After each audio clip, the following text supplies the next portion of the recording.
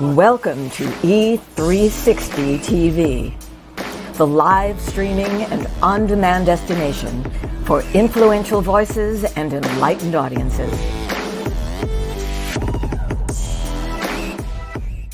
We offer trending, grassroots, and purpose-driven content across a diverse range of interests. E360 TV is more than just watching programs.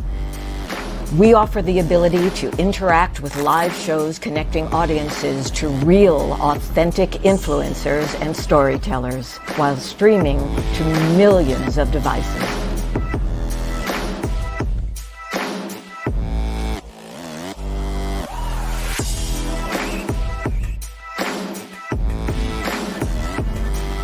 Real experiences. Raw conversation.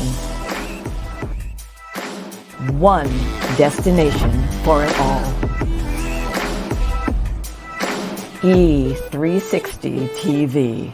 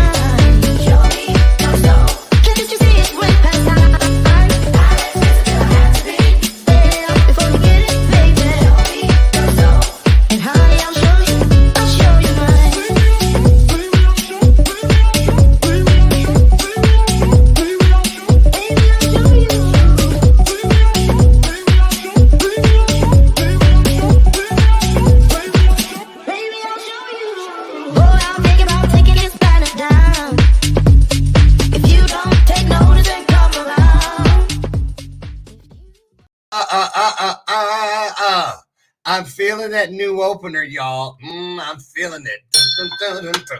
Right? Good morning, good morning, good morning, gang. Good morning. I am so excited. I just can't hide it. Ain't trying to. Listen, hide it under a bushel. N-O. I'm going to let it shine. Can I get an amen? Yes, yes, indeedy. Listen, y'all. Welcome to the 12th day of January. Can you believe it? Already nearly halfway through that very first month. That's why there's no time like this time. Now, right now. Get it together, y'all. Get it moving. Pull those triggers. Let go of those arrows. Don't just set your intentions. You better send them. Let that hang out there for a second. There it goes. Bella Purpose is here with us as always. What is it? Not just a clever prop or anything like that. It is actually a reminder / opportunity. When you hear the bell ring, it's because just like that bell, the truth, that's right, it has a ring to it. And something out here has got the truth all over it. And I don't want not near one of you, not none. I don't want anyone, not one of you to miss it. So when you hear the bell ring, that means lean in. Tune in. You might want to back the car up a little bit. Take some of this goodness with you. Can I get an amen? Welcome today, everybody. We are here, first and foremost, fulfilling one of the greatest promises afforded us. And that is the one that says that where two or more of us comes together with the same spirit of mind, the same spirit of heart and of service, wonderful things are going to happen. Today is no exception. So give yourselves a round of applause. Welcome, welcome. Listen, today we're not playing around with it this year. We're not playing around with it. You know that our show theme is Show Me Your Soul. And my word, I try to be impeccable with, as the 4 agreements requires. I stand by it and I mean it so that it can become meaningful somewhere in the universe. So when I tell you that, we're here to share with each other. You show me your soul, I'm gonna show you mine. I ain't got no problem with it. You see, it all boils down to transparency. Okay, transparency. So today, I'm really excited. We have a young lady here today, Cynthia Mobley Howell, who is going to, we've had so many different mental health warriors here on the show just for all 7 years we have. But I don't think I've ever had a person here who is going to speak to the journey of mental health, mental wellness, mental illness. They're all in the same little loop there, wherein it's not just one person or two people, it's all the siblings. Right. So we're going to talk about that today. We're going to hear it's a compelling story. Absolutely riveting. So I'm excited about that. Wanted to set it up before we get too far down the road. I wanted to remind you guys, April 28th, that's it. Chicago, April 28th. Please consider, if you would, joining myself and hundreds of other people. 250 of those other people will be our youth guests from all over the hardest hit areas of Chicago. These are teens, middle school and high school kids who have qualified by their attendance records. We use it as an incentive program. They show up, they show out, their grades are great. They're going off to do great things in the world, and we want to celebrate them. And we bring them to the Stan Mansion in Logan Square, and hundreds of us just sit with them knee to knee, heart to heart. And we have a great day pouring into these young ambassadors. If you would like to know more, head over to powerofwesymposium.com, powerofwesymposium.com, and check out what we've done. We were in Atlanta in 2019, got an award from the United Nations for that one. And the year before, we were here in Chicago for the very first Power of We Symposium. Here's just a peek at what you can expect.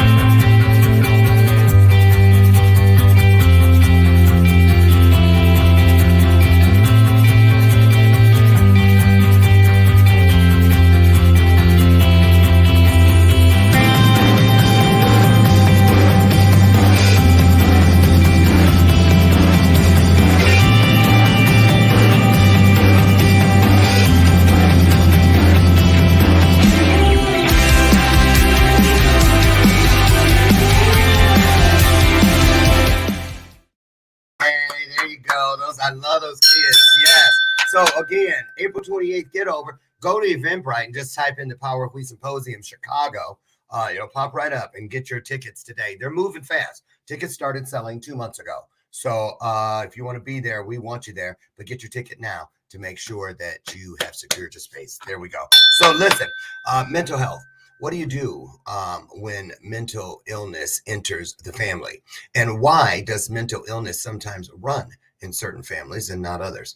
I wanted to set this up before we bring our guest in. Just take a peek at this really quick. Let's see. Let's go to this one first. Let's just take a little peek at this, you guys. Here we go. Oh, wait. Share a common interest. Here, I want you to see it. Here we go. Thank you for joining me.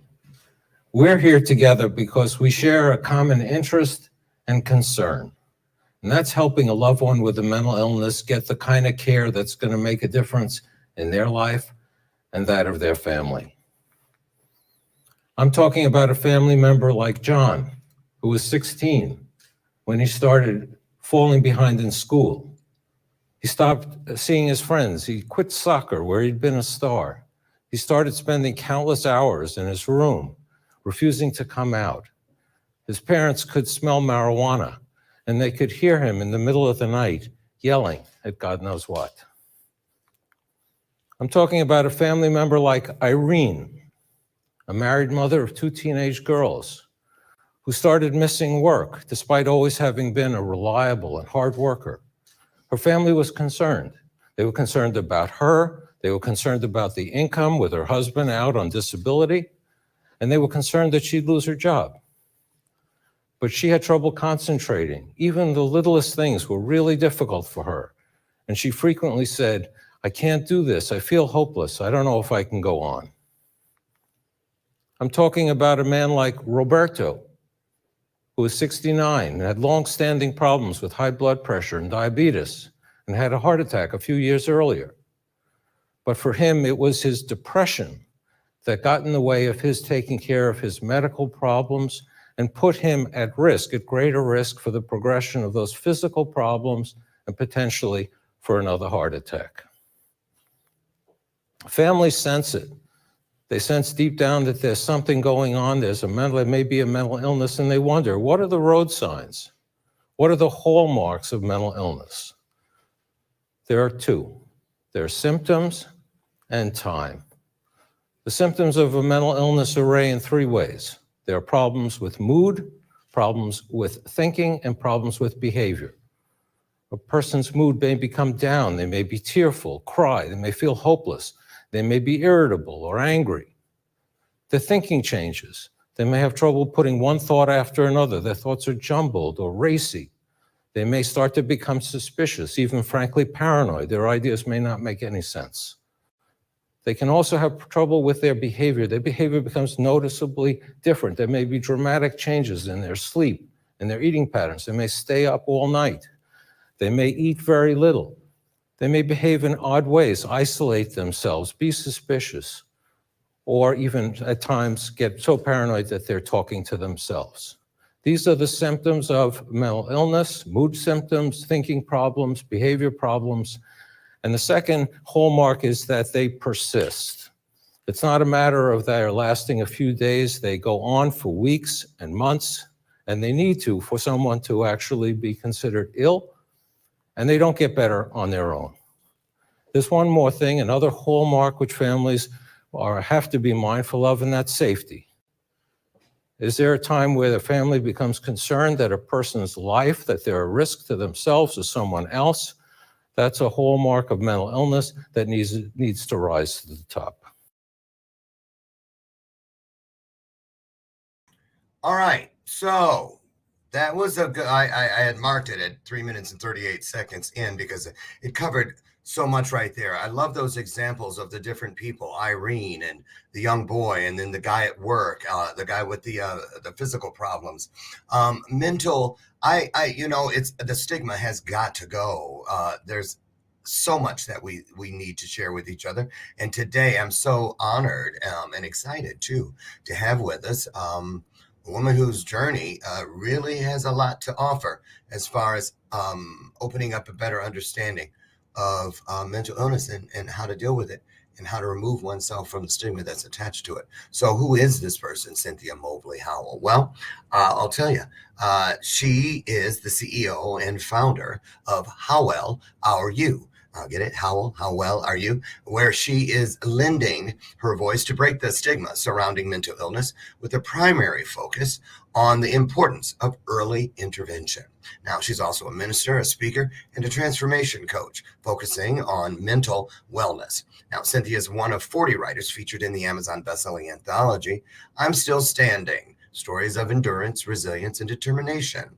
Now, her first solo literary project will be released this year in 2022. This riveting masterpiece is a tell-all, which shares her experience of growing up in a household where all of her siblings were affected by a mental illness. Cynthia is a sought-after speaker, talk show guest, and she can be found at we got 2 or 3 different places we're going to give you in just a few throughout the broadcast where you can continue the dialogue with Cynthia if you would so like.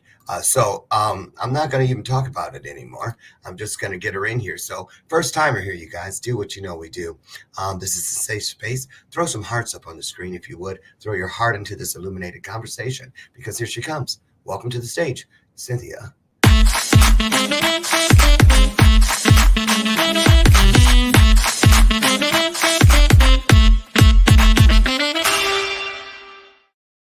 Well, good morning. How are you, Cynthia? Good morning, Lauren. I am wonderful. And how are you? I'm awesome. I am awesome. I just am, so anxious to get into what we're going to be talking about today. So, take the reins, just take a moment, if you would, and say hello to everybody. Tell them where you're at in the world, and then give us just a little prelude into the backstory, where it all began for little Cynthia. And then we'll just go from there, if you would. Sure. I am Cynthia Mobley Howell, and I am coming from sunny Florida. That is Central Florida. It is 53 degrees and sunny here in Claremont, Florida. It's a beautiful, beautiful day. And again, thank you so much for having me. It's so great to be here. I'm just excited to be able to come and to tell my story, to share my story. I remember when I was growing up in this environment, of course, as a young girl, I didn't really understand at first what was going on. But then as time went on, of course, I started to understand because I grew into this thing because it never went away. So I'm here today because I have a mantra, and my mantra is I'm not keeping quiet anymore. I remember when, as I became a young adult, I used to jokingly say, I'm going to write a book one day about my family. I really was joking, but I really did write a book, which is going to be published this year. So, that's kind of the long and short of why I'm here. I'm here to end the stigma. The reason why my family's story, unfortunately, is ending the way that it is. And I say is ending because we are still in the throes of this whole sibling mental illness situation. But Now, the reason why I'm sorry. Where were you raised? Where were all you guys at? Where were you based? We were raised in Bay County, that is Panama City, Florida, Okay, home of the world's most beautifulest beaches, they say. So, yeah. Panama City. Yeah, I've heard about that. Now, and how many children in the family? 4. 4. And where do you fall in the pecking order? I am the baby. Okay. And what's the male to female ratio? I'm the only girl. So the baby and the only girl. Yes. Okay. So interesting. So introduce, if you would. So you had 3 brothers. There were 3 brothers. Okay. So we got some pictures loaded. Tell us who this is. This is my oldest brother. This is James Oliver. Okay. And what's the situation with James today? James is deceased. James, at the age of 31, he was diagnosed, not at the age of 31 was he diagnosed, but he was diagnosed with, in his early 20s, I believe, with as bipolar. At the time, we referred to it then as manic depressed is how they referred to it then. Okay. But now they're calling it bipolar. James was diagnosed, and at the age of 31, after struggling for many years and just not being able to manage his mental illness, he decided at the age of 31 to take his own life. So James is no longer with us. He committed suicide. When was that, Cynthia? What year? That was, I believe, around 1981 or 82, right before Christmas. He was actually a patient in the Florida State Hospital in Chattahoochee, Florida, when he actually committed suicide. It had been a revolving door. It was Thanksgiving, and they were going to let him come home, but we got a call that said, no, we don't think we want to let him come home. He's not doing well. That was Thanksgiving. A few days before Christmas, I should say a couple of weeks before Christmas, my mama's sister had actually sent her a piano for her birthday in August. My mother was a pianist, and her sister actually sent her a piano from Brooklyn, New York. Okay. And my mama had told my brother about the piano. And about a few weeks before Christmas, James was having a conversation with my mama, and he said something really strange. He said, I'll never get to see the piano. Also, my brother was an introvert. He has always been very quiet, but they tell us that a few weeks before his suicide, he became very sociable. Before that, he never participated in any of the events at the facility. All of a sudden, he just became this social butterfly. Well, I guess he had decided what he was going to do. So when you heard the clip at the top of the hour, and they were listing some of the warning signs, so that some of those things really hit home for you, I suspect. Absolutely. Absolutely. During the time that we were at home and the signs and symptoms began, we could relate to him, and also when he was actually in a facility in So both. how long was he in the institution?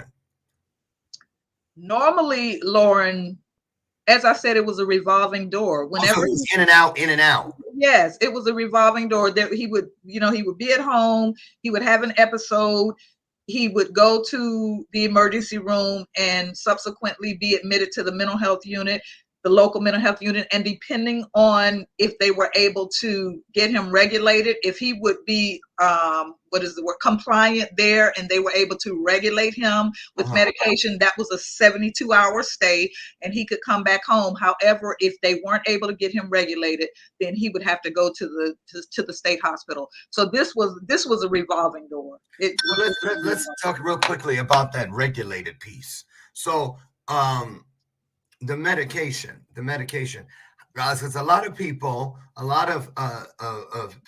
with mental illness, especially bipolar, manic depressive, that sort of thing, schizophrenia, if they're not on their meds, that's the thing, it's got to stay, or else all kinds of things can happen. But a lot of them don't like the way it makes them feel. Did you ever hear that? Did James ever talk about that, the way those meds made him feel? James didn't, but when we get to my third brother, we can talk about that. Okay. So James, wow. All right. So let's take a look at now. Who is this we're looking at? This is Billy, aka Donnie. To the family, he's known as Donnie. To outsiders or other people, he's known as Billy. People always thought I had 4 brothers, because they would hear us talk about Billy, and then they would hear Donnie. So, but he was known as Donnie in the family. Was he Donnie? The middle? He's the middle brother. I'm getting the order right. You are getting it right. Okay. Donnie was eventually diagnosed as schizophrenic. Donnie has not been seen or heard from in over 2 decades. He walked away one day, and we have not seen or heard from him since. Now, when his story is a little different from the other guy's story, wherein he was expelled from school when he was in the 8th grade and never went back to school because my parents did not do what they needed to do to get him back in school.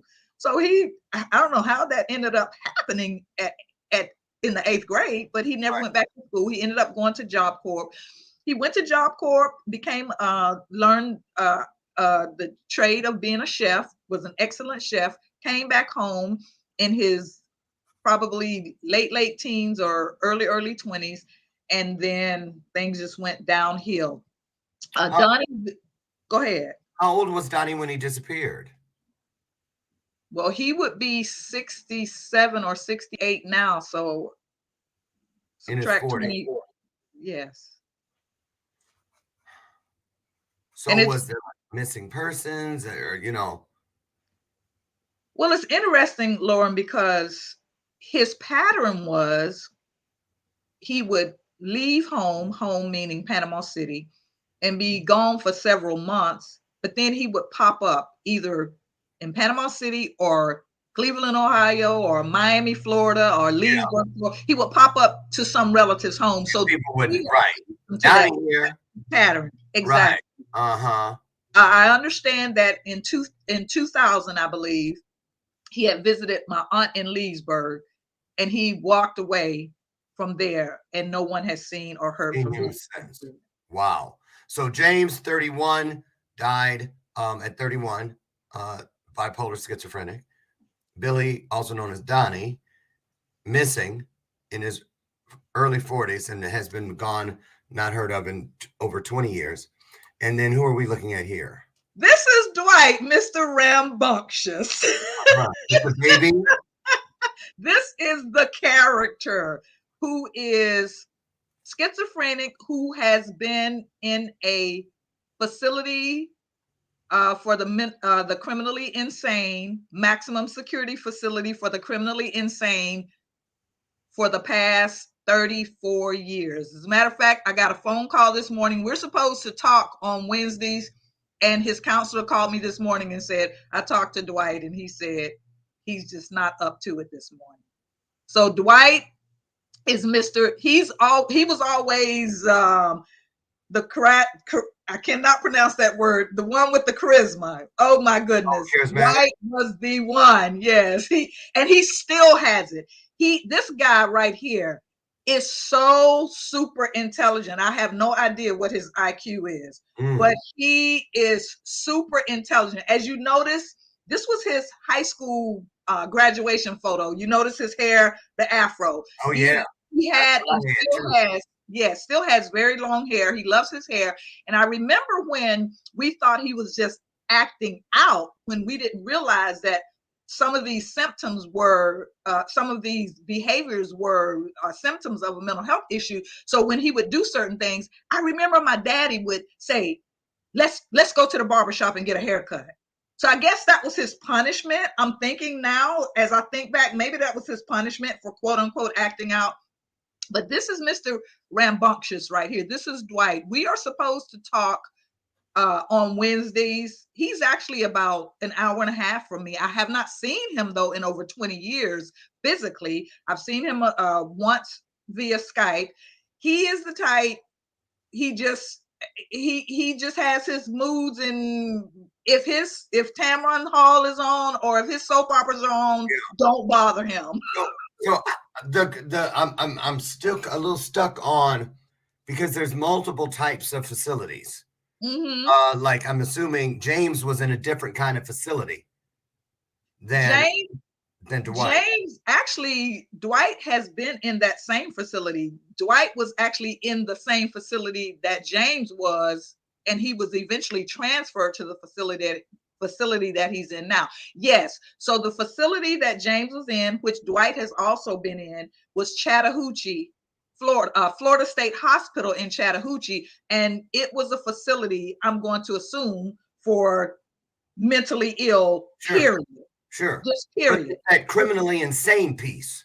The criminally insane piece is because Dwight was always involved in some type of criminal behavior before he would be committed to either the local mental health unit or be sent what to does that mean? Was he violent? Yes. He was very violent. Dwight would do things like go to a convenience store, select items off the shelf, open them and eat them right there, and begin to walk out the store. And when the clerk would try to stop him, he would become very belligerent, threaten to kill her or him and their families. Of course, the police would be called. There would always be a struggle because he wasn't going down like that. They had to come at least 4 deep for Dwight, even though Dwight is very thin, very a thin guy, but he was very, very strong. So they always had to come 4 deep. And so, yes, he would do things like that. He would do things like walk down the street and just knock an old lady over. He would come in home and say, there was an old lady standing on the sidewalk when I was walking by and she wouldn't move. So I just knocked her down. Oh, wow. So, he would. Yeah. Before I remember when you went to a fast food restaurant, you didn't pay until after you got your food. I don't know who all remembers that. I always kid and say my brother is the one who started this whole thing about pay before you get your food, because he would go to a McDonald's, order food, stand at the counter, eat it, and commence to walking out the door. Oh. The police would be called and they would kind of give him a slap on the wrist as, he's being mischievous. Little did anybody know at the time that, again, Dwight was showing signs of a mental health issue. He couldn't keep a job. He would work as a busboy in a restaurant. He would come home and say, what happened this time? Customers are calling me Indian Chief. He was hearing voices. Oh, okay. Yeah. Okay. So who is this? I think I know, but I'm peeking around it. It's a bigger picture. Yeah, this is Mama and Daddy. Okay, Daddy, I thought. Oliver Mobley, Mama, Florence Ruby Pittman Mobley. Okay. As you can see, this is kind of an old picture. You see my daddy's hair is gray. They called me an old man's child because I understand when my daddy was born, they didn't keep up with birthdays. That's how old he was. I understand that my daddy was in his 70s when I was born. Oh. My mama, he was like 20 something or 30 something years older than my mama. Okay. Yeah. So this is Mama and Daddy. Okay. So what about this family line? If we split it off, Do you have any knowledge or any family stories of mental health coming in from one or both sides of this equation? Yes, I understand that daddy had a brother. My daddy had two brothers. There were three of them. My daddy's youngest brother, from the time that I could remember, I understand that he had been in the Florida State Hospital, the same hospital that both of my brothers were in, for Wow. 30 years. For Wow. 30 years. Yes, he was there for 30 years. Some family friend 30 something years later broke him out and he lived with her until he died. Wow. In hiding. Yeah, well, no, she had this kind of like a group home where she had these Okay. men who had different situations. They weren't all mentally ill, Yeah. but yeah, they said that she was doing it for the check, but she took very good care of them. Took care of them. She Now, took very who was good care of this? them. This is an older picture of mom and dad. Okay. Okay. And I think I know who this is. Yeah, that would be yours truly. So that's you. And how old are you in this photo, Cynthia? I think I was maybe like 15. 15. I'm not sure. Maybe 15. So 15, at that point, 16. all three brothers are still in the picture. Absolutely. Absolutely. So what was it like for you, Cynthia? Did you feel like something was going to chase you down? And when was this going to appear in you? Or did people point and say, look at her, she probably crazy too. She one of those Mobleys or whatever, talk about what it was like for you. Well, of course, yes, the word on the street was all of the Mobleys are crazy. And I'm thinking, yeah, that's what y'all think. So I was determined, even though I was living in that environment, it never occurred to me that that I would be crazy, quote unquote. I was too busy doing my own thing, smoking my weed. I was just, because we were raised in a very, listen, I tells the truth. Okay. Here. I'm just kidding. I'm passing it. We lived in a all the memories. My mama and daddy here was my coping mechanism. My mom and daddy were devout Christians. My daddy was a deacon in the church. My mama was a sister in the church. She was a songbird. She could sing her butt off. She sang at every church in the city. Not one can you name that she has never sung in. That's African American church. I was very sheltered. My oldest brother, James, I never will forget him. I can hear his voice as clear as day saying to my mama one day, you better let that girl go somewhere. She gonna end up getting pregnant. Cause honey, I couldn't even go to the next door neighbor's house. Mama, can I go to Sarah's house? No. So guess what I started doing? I just started going. I stopped asking and I started going. I was very rebellious. I never had a good relationship with my mom. Matter of fact, I hated her. Do you think, Cynthia, they were afraid that something might happen to you, that it might be too good to be true, that we have one of the four kids that hasn't presented any type of mental illness signs or anything yet? Did you think maybe they were afraid that, or just so happy? I mean, you know what I mean? And plus you're the only girl and you're the baby. You just had it coming from all directions. Let's just keep it, right. Right. I'm not sure. There's so many dynamics to this story. Like I said, my book is a tell-all. We're going to talk about that. We're going to talk about it. Were you bullied? Were you bullied by other kids? Yes, I was. And how did you deal with that? What did you throw back when they would throw that at you? I couldn't throw anything back because everybody knew that my mama said literally, I tell my children, if somebody start a fight with them or if somebody hit them, run. People would say, but they never, in my neighborhood, it was Sister Mobley. That's what they pronounced the last name Mobley, but Sister Mobley. But don't you tell your children to hit them back? Mama said, nope, I tell them to run. She didn't want us doing confrontations. She said run because I don't know where that came from. Mm-hmm. So how I dealt with bullying was I walked away from it. I remember to this day, and right now we are very good friends. She is actually a licensed mental health therapist these days. Okay. But in the first grade, she was a bully. She was a tomboy. As a matter of fact, her nickname was Tom. I remember that girl bullied me every single day. And I remember one day in first grade, she was sick, and I knew that she was sick. She was sick all day in school. And I said, I'm going to get her butt. After school, guess who was the bully? I bullied her butt all the way home. Because she was weak. I bet you was scared when she got her strength back. I'm just kidding. Listen, you guys. Yeah, so pretty much I just walked away. I just let people I say now, I think it was always in me, but now, well, way before now, I think when I turned 18, I'm like, ain't nobody bullying me no more, because that's what happened. And that's how I grew up. And until I got a mind of my own and said, ain't nobody bullying me. So yeah, I was bullied, and I was bullied even in high school. I was bullied in high school. I was bullied up until high school. When we come back from our short break, I want to talk to Cynthia about a few things, including the book, and also what was it like, because I know you've been married and you have a son, bringing up the possibility, if you're going to have a child with somebody, well, there's this other thing about mental illness in my family. That and more. Here's something up on the screen real quick before we go. Get your questions and comments ready. Drop them in the chat box. We'll address those when we get back. But just when you can see from here, 50 million Americans last year experienced, or in 2019, mental illness. Just some stats up here. Let's just say it is not something that is this size. It's huge.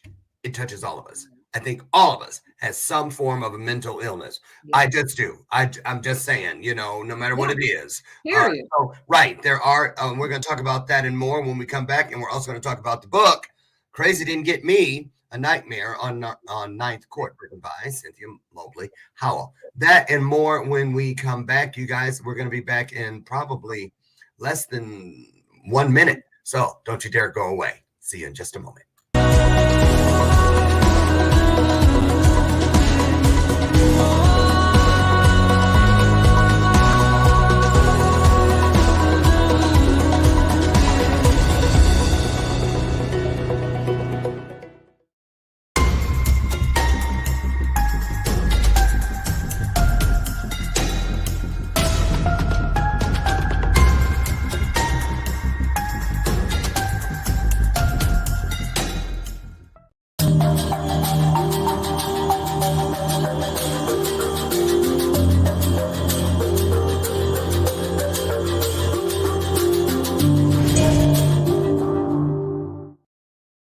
Okay, welcome back to today's installment of Bathrobe Moments. I'm your host, Lauren Michaels here. So before we get my wonderful guest back in here, Cynthia Mobley Howell, I wanted to tell you about one of my choices. Started last year, turned into a sponsorship. That's right, V8. I love it. I ditched the Diet Coke. I don't do the Red Bull, any of that stuff anymore.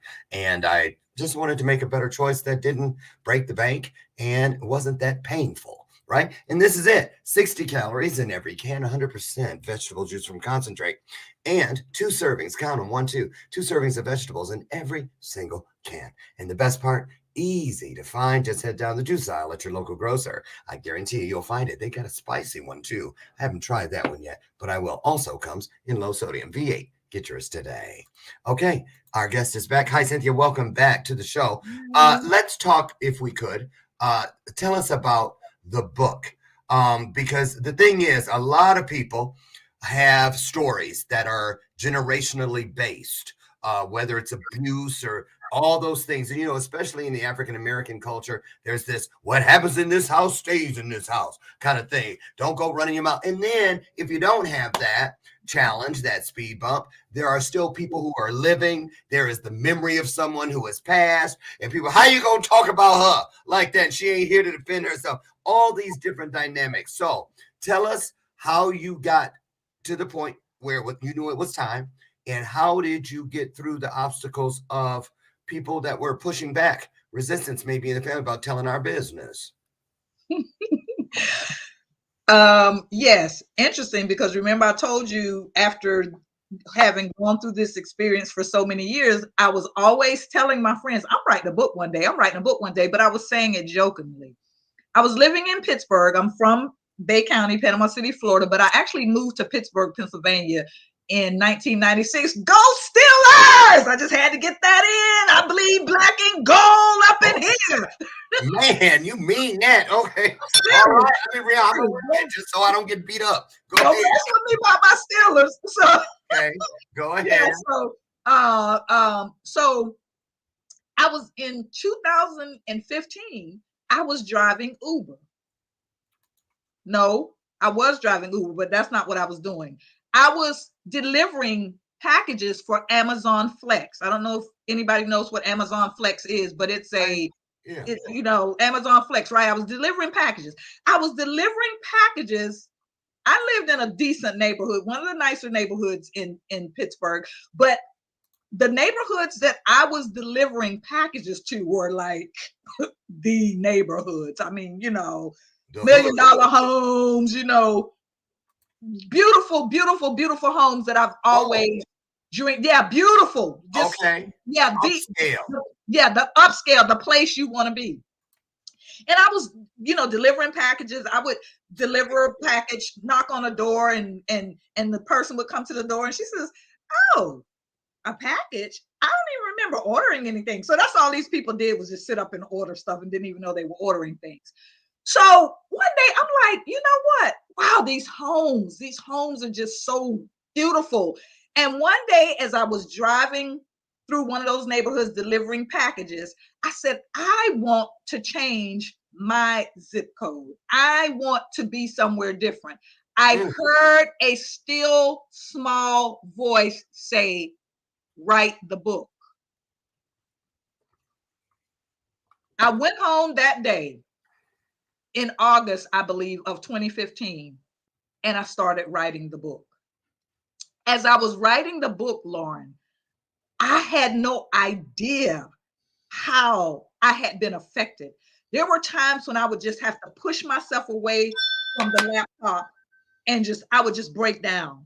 When I would be typing stuff and I'm like, this ish really didn't happen. Like, yeah, it did. It really happened. And you ain't making it up.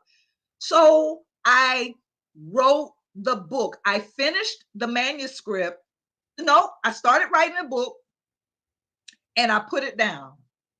And then I picked it back up. And in 2017, the manuscript was finished.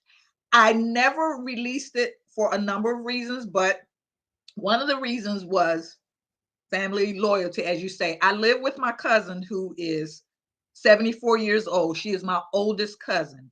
And currently you live with her? Yes. Okay. And when I did my first website, and I had put in my bio about the book, and when I finished my website, I said, take a look at my website and tell me what you think about it. So when she was giving me her feedback, she said, I just have one thing. And, as you can see, the title of my book is Crazy Didn't Get Me. And I said, yeah. She said, do you have to say crazy? I said, well, and I said, well, because let me tell you, let me put it out here just like this. That is the title. God gave me that title. And I know he dropped it in my spirit like boom one day. Okay. And I couldn't get away from it. So I said to her, I said, I'm not trying to be offensive or anything. I said, my introduction, if anyone, when they buy the book and they read the introduction, I kind of didn't try to explain it away, but I did try and be sensitive to those who would have an issue with me using that term. So it is what it is. It is what it is. And so the book was finished. The manuscript is finished. I've been sitting on it for a couple of reasons. And one was the family loyalty, but I decided. So what's the primary hope / reason / purpose? Squeeze all those together. For writing it, what are your hopes when people read the book? And also a part 2 to this question is, how has it healed, or what has it done rather? I don't want to color the experience for you, but what, if anything, has it done as far as your relationship with all three of your brothers?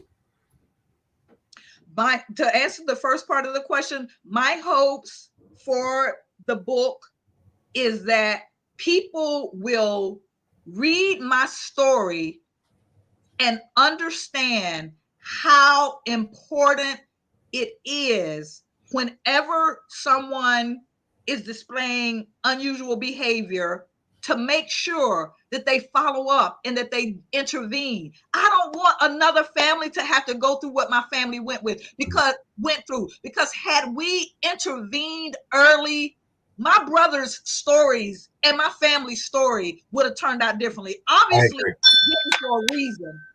But so that is my hopes, and that people will see that when someone walks outside and they're looking good, like I'm looking today, that doesn't mean everything at the crib is a-okay. You know, as you can see, my subtitle is A Nightmare on Ninth Court. It was a freaking nightmare.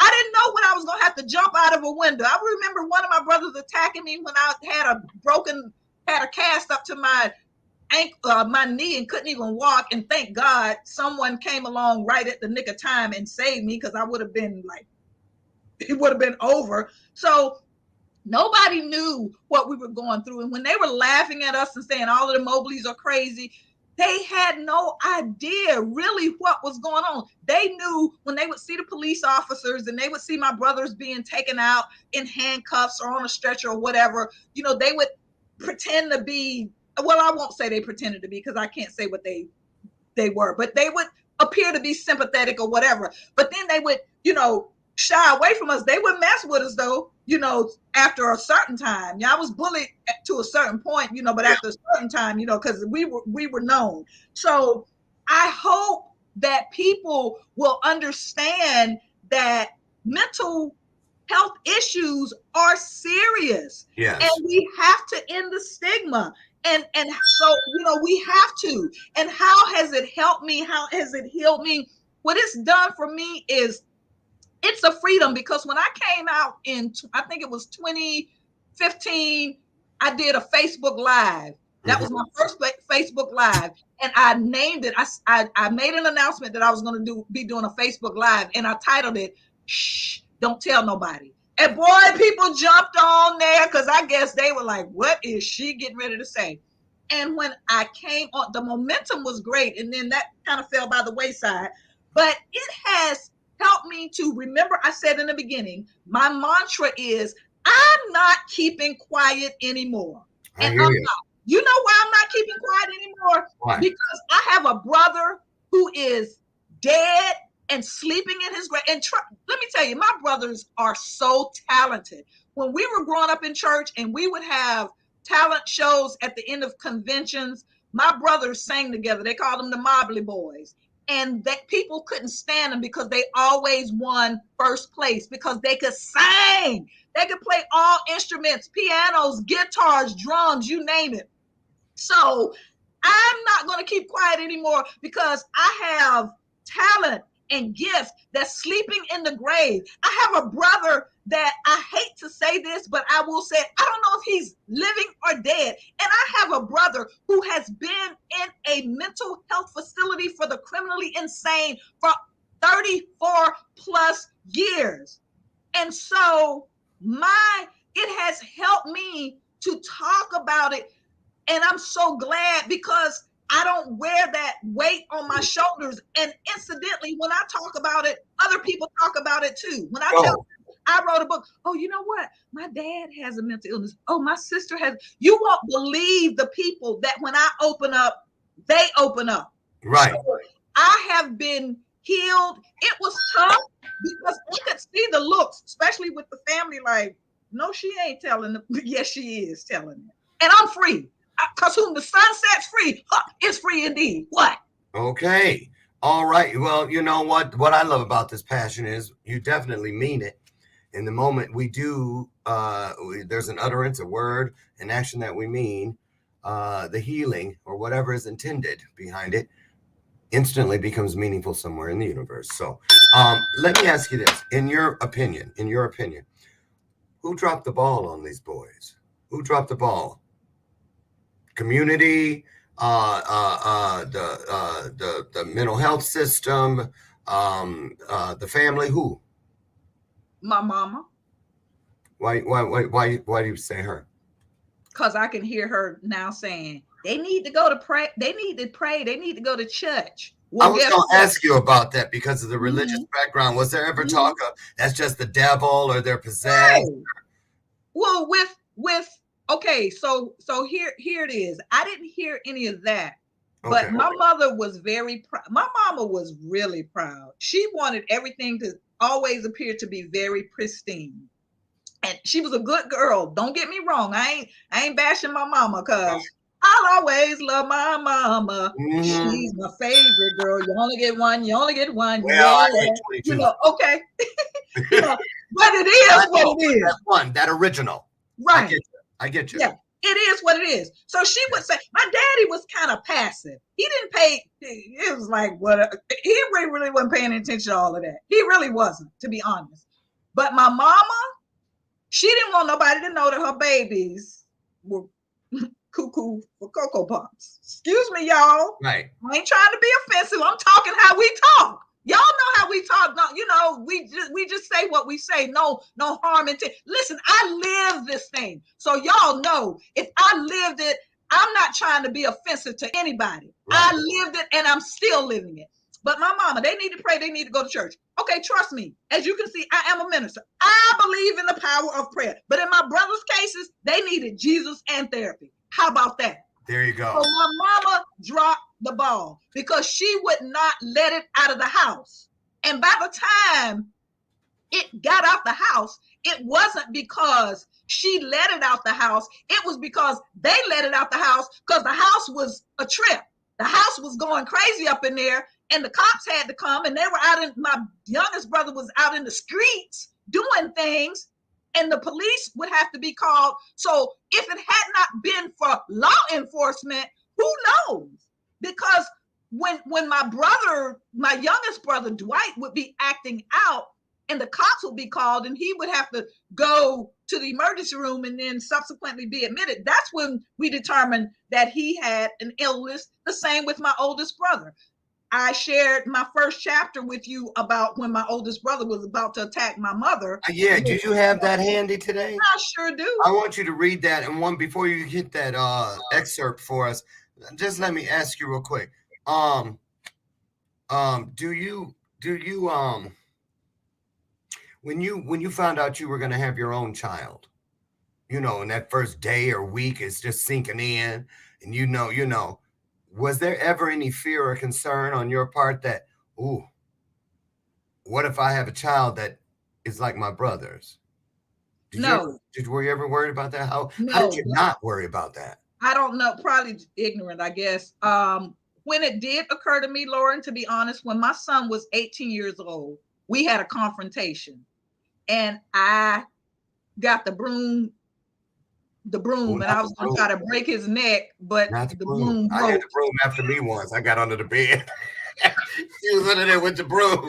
Yeah, I remember the broom. Go ahead. Go. The broom broke. And this is when it occurred to me, because I was a young mother. I was 18 when I got pregnant with my son. And none of that occurred to me. But that day when my son was actually 18 years old, when we had this confrontation, he said to me, this is what he said to me. He said, I'm just like all my uncles. I'm just gonna be crazy like all my uncles. And he had never even mentioned anything about my brothers up until that point.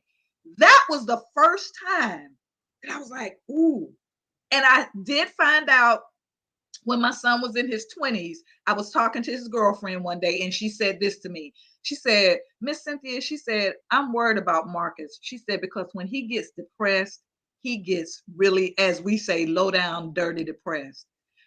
Incidentally, let me just throw this in there. When we talk about names, I actually made my son's name up. His middle name is DeMarcus, but his first name is Cyan, Cyan. Do you know that cyan is the color blue? Mm-hmm. And blue, blue. I know. I just had to buy a cartridge at the Office Max yesterday for the printer, and it was cyan.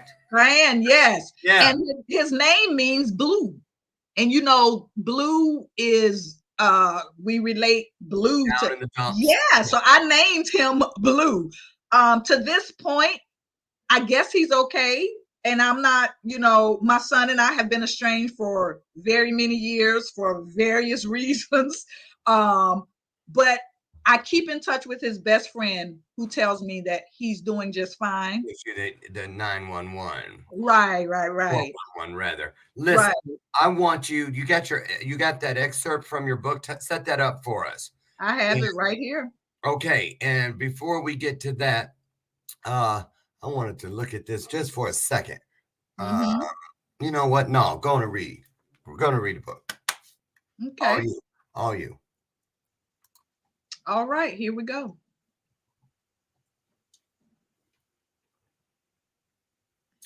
I was abruptly awakened from a nap about mid-afternoon that day to the sound of Mama's frightened voice desperately pleading, "James, don't hit me with that board."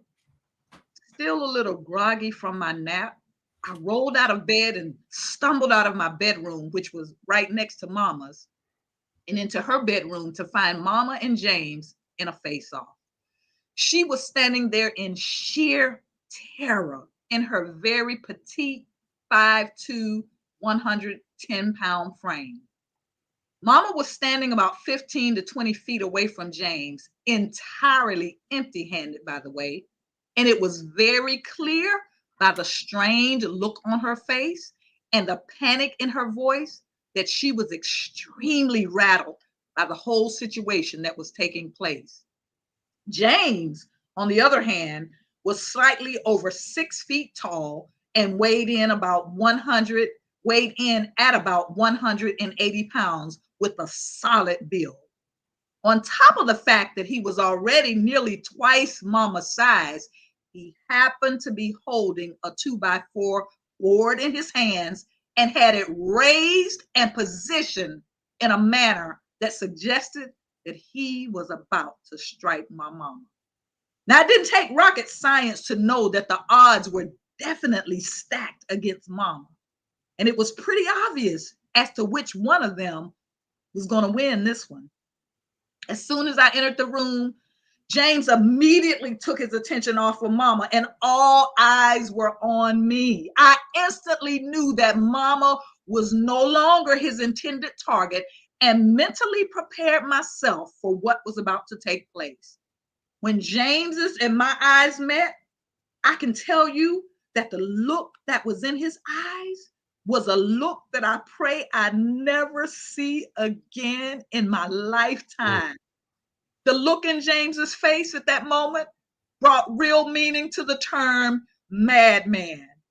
If this was an indication of what a real madman looked like, then I was staring one directly in his face. In an instant, everything erupted into a tailspin. With lightning bolt speed and that of a jackal, James dashed towards me, swinging the 2x4. And before I could get out of his way, the blow that was intended for Mama was landed squarely on my left shoulder. I couldn't believe that he had hit me with that board. Stunned by his actions and at the same time needing to lash out at the one who had hurt me so badly, as I stumbled backwards out of the room, I spotted one of Mama's favorite clay flower pots. By that time, James had come out of Mama's bedroom and was standing in our dining room. I grabbed that clay flower pot, and with all of the strength that I could muster, I flung that pot towards James, hoping and praying that it would land smack dab in his face. But instead of the flower pot landing in James' face, it missed him altogether, went crashing straight through the glass portion of Mama's beautiful china cabinet. Of course, my actions infuriated this already madman, and he swiftly started moving towards me. As he started coming towards me, there was no doubt in my mind that if he had gotten his hands on me in that moment, that I would become minced meat. My aim was to get to the front door and out of it before James could reach me. With the front door to my back and James facing me, I quickly spun around and started running towards the door. I'll have to admit that up to this point in life, running had always been a challenge for me. But isn't it amazing how when you're in a desperate situation, things that seem hard or impossible before all of a sudden become doable? That day, I gave new meaning to the words dash and sprint. I chuckle now when I think back on that day and how I hit the floor running. It's a little comical now, but when things were actually happening, it wasn't funny at all. I told myself that I just needed to make it through the front door and I would be out of harm's way. Thank God I did, in fact, make it out the front door before James could catch me. Once I was outside with heart palpitating and adrenaline flowing, I hit that pavement running. It didn't take me long to realize that this ordeal was far from over when I noticed that James was chasing me. Oh. He had stride on his side because of his long legs, but fear and youth were in my favor. I know that's right. Oh, Cliffhanger. boy. So listen, everybody, head over to what you see on the screen, CynthiaMobleyHowell.com. You'll be able to find out more about her, including this wonderful book, and perhaps even get on the list for the pre-orders. And we're going to get you back when you're ready to launch for more of this. Also, if LinkedIn is your jam, there it is on the screen. Now, I've also taken the liberty of dropping into the very top of the comment section today. Before you even got here today, I dropped it in. There's a great little video, it's short, that I found on YouTube entitled, "Why Does Mental Illness Run in Families?" So I want you to get over and take a look at that if you feel that there may be something going on in your family. I know there is in all of mine, and I got a couple families, right? So the thing about it is no stigma, just conversation. Let's learn more so that we can do more. Cynthia, thank you so much, everybody. And thank you, Cynthia, for breaking your silence, for telling your truths, and for sharing. We welcome you back when the book is ready. Any idea what month that's going to launch? I have no idea. I'm just getting the ball rolling, Lauren, but I will definitely keep you updated. And thank you so much for having me. Thank you to the viewers, the listening audience. I appreciate all the support. I saw the comments. Of course, they were flying past so fast I couldn't read them. But thank you so much, Lauren. Thank you. And before I forget, I have to give a shout out to Adam Duvall of the Mental Health Warriors, because had not it been for Adam, I wouldn't be sitting here today. So thank you so much, because he connected me. Us. Thank you, Adam and Carrie. Thank you so much. And you guys, tomorrow, another great show is in store for you with Chicago artist Alex Tesnoff. He's going to be here showing. He just won a big competition, a huge award here in Chicago, and we want you to take a look at this young man's gift. So join us tomorrow out front. Mental health, you know, you guys, mental wellness is how I refer to it in my life. No stigma, no shame, just understanding and pushing through and getting through. Get out now and do what it is we do. Find that one E, find that one R, scoot them over to exactly where you're standing. Instantly, you've taken everything from great to greater, bright to brighter, strong to stronger, and bold to bolder. I'm Lauren Michaels Harris, and if God wills it, I'll meet you out front tomorrow morning at 8 a.m. for our next installment of Bathrobe Moments. Have a great day. Bye-bye, y'all.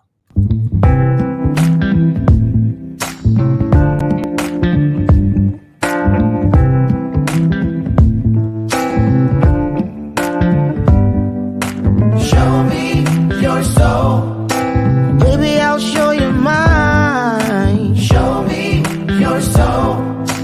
Honey, it's way past time. How expensive do I have to be? Need I spell it out before you get it, baby? Show me your soul. And honey, I'll show you mine. I'll show you mine.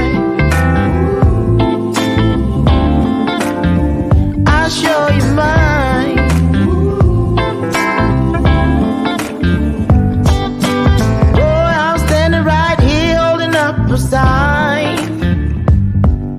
Shamelessly displaying my state of mind.